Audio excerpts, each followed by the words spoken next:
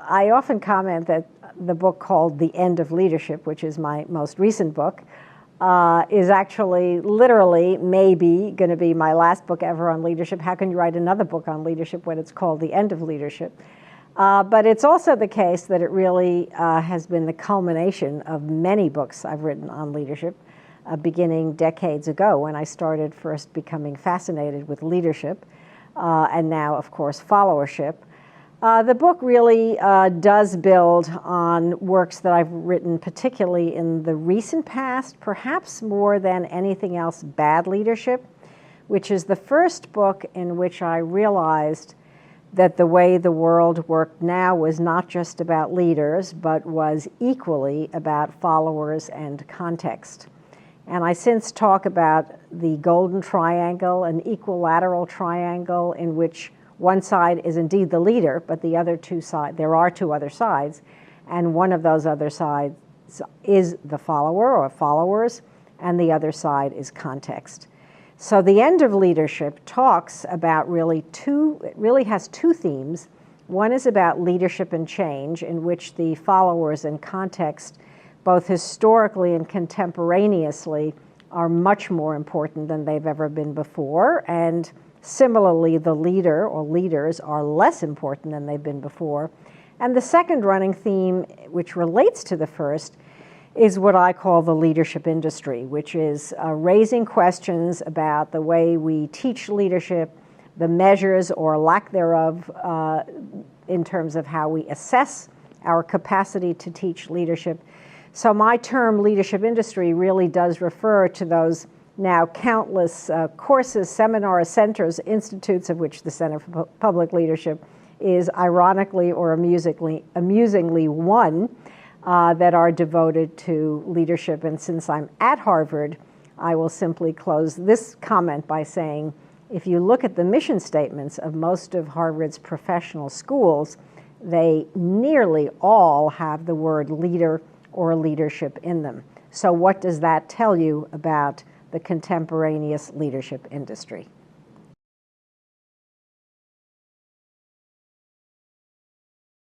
Well, one of the reasons I talk about followers as much as I do about leaders is because I'm a small student of history. And if you look at the history of patterns of dominance and deference, you will see that times change. So Plato talked about the philosopher king, and Machiavelli talked about the prince. But then when we get, for example, to the Enlightenment, we suddenly have a conversation that is not only about leaders, but that is about followers, and that is about the sharing of power. Suddenly leaders are not, it's not about the divine right of kings anymore, or philosopher kings or princes, but about how to have power shared, a system of governance in which power is shared. Once you get to sharing power, you realize that not everybody's a leader. Some people are what I call followers, although we could debate the term. I won't go into that at this moment. But again, if you start with the Enlightenment and then you go through the 19th century and the 20th century, certainly the 20th century rights revolutions, civil rights, women's rights, gay, lesbian, and transgender rights, even animal rights, all those rights revolutions are really all about followers telling leaders, after all, we want to have our own voice. We refuse to be dictated to. We demand to have an equal say. So over time, democratization has made the system such, or made patterns of dominance and deference such, that increasingly leaders need to share their power and influence with their followers.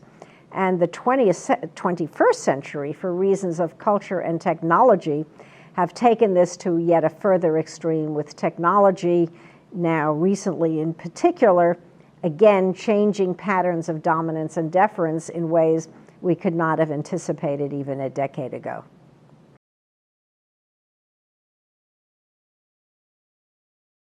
Subsequent to Bad Leadership, which was kind of divided into leaders, followers, and context, I decided that followers merited their own book. Now, I am not literally the only one to have written about followers, but I'm almost the only one. There are 1 billion books about leaders and leadership, and you can count on one hand, and I mean that quite literally, the numbers of books that have been written about followers. So I decided it was time, both intellectually, how do you talk about leadership without talking about followership, but also in terms of practical politics. The world is changing now increasingly from below and not from top down. So followers really should be a far bigger part of the conversation about leadership than they generally are. So when I wrote the book Followership, one of the things I felt a real need to do was to distinguish different kinds of players from each other. We're very painstaking in how we talk about and dissect leaders. We never bother to dissect followers. So I divided them into 5 different types, basically along levels of engagement. So at the one extreme, you have the isolate, that is the citizen or the worker in the workplace who is really detached from his or her surroundings, all the way to the other extreme, which is the diehard follower, who is willing to risk life and limb for the sake of his or her leader or cause or whatever is the issue at hand.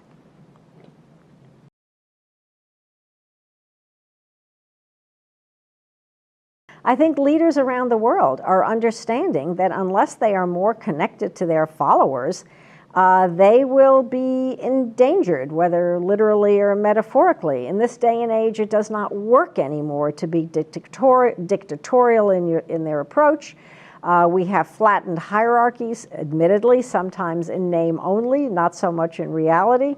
But by and large, leaders are being trained at every turn to connect more with the people that they're ostensibly leading. Needless to say, this depends also on context, so that the situation we have in China is very different from the situation that we have in the United States. But the most successful leaders anywhere in the world now have mastered, in different forms to be sure, but have mastered the sense that they need to pay attention to their constituents in new and different ways.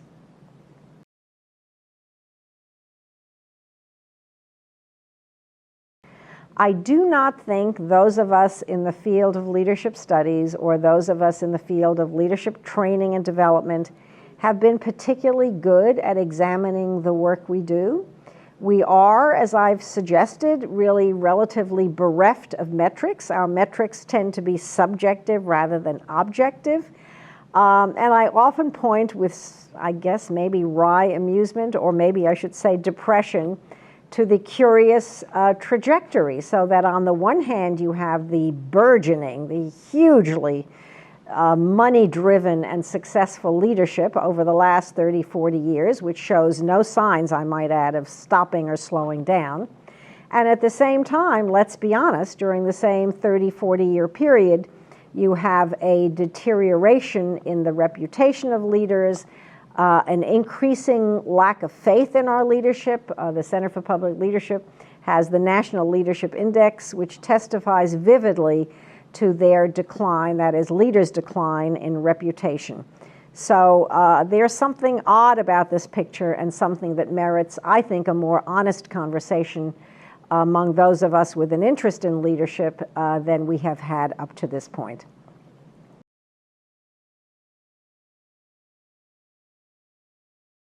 I mean, I don't want to be labeled as somebody who calls the leadership industry a failure. I think there certainly have been some successes. I would never deny that. I think they've been fewer and far between than some of us originally hoped and intended. And I think the evidence for success is relatively scant. So one of the problems with the leadership industry, at least as I see it, is that we expect to get rather spectacular results in a very short period of time. So most of the leadership industry is based on short-term training or development of some kind. So we have a course, we have a weekend, we have a 3-month program of some kind. So it's at least possible, and this is something that, again, I think should be discussed, that leadership training and development and leadership studies needs to be a longer and more deliberate process, perhaps one that starts not just in a professional school or even at the undergraduate level, but in hasty fashion and targeted at the general public, that is, students generally, rather than at some more specific or select students. I guess, again, what I'm saying is I would do this if I were queen of the leadership world, which I'm definitely not. I would certainly put up for discussion a longer, more intellectually driven program that then ends up with leadership practice. But I would not necessarily assume that leadership, any more than swimming or piano playing or any other kind of skill, is something that can be taught quickly and easily. So, I guess if I had to summarize the end of leadership, I would say that, it has two themes about leadership and change and about the leadership industry. And again, if I were queen of the leadership world, I would connect the two. I would ask, what is it that we can do when we teach leadership either from an intellectual point of view or from a practical point of view that connects to the context within which we live, connects to the holistic approach, that is not only fixating and obsessing about leaders and becoming leaders, but asking also about everybody else, the other constituents, the followers, ordinary people. What kind of a more holistic and deliberate approach do we need to take in order to really develop the kinds of leaders that in the end are for the common good and not only for a more select or self kind of constituency?